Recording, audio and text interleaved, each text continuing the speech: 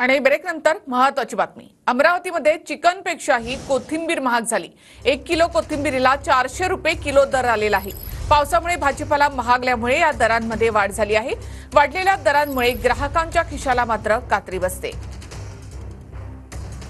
तर 1 किलो कोथिंबीरीसाठी 400 रुपये मोजावे लागले। वाढलेल्या दरांमुळे ग्राहकांच्या खिशाला कात्री बसली। पावसामुळे भाजीपाला महागलाय, त्यामध्ये कोथिंबीर सर्वाधिक महागली। सध्या 1 किलो कोथिंबीरीसाठी 400 रुपये मोजावे लागतात। राज्यामध्ये संततधार पाऊस सुरू आहे आणि या पावसामुळे शेत पिकांचं मोठ्या प्रमाणावर नुकसान झालं आहे। सोबतच भाजीपाल्यांच्या पिकांना देखील मोठ्या प्रमाणावर या संततधार पावसाचा फटका बसलेला आहे। त्यामुळे भाजीपाल्याच्या दरामध्ये जे आहे ते मोठी वाढ झालेली आहे।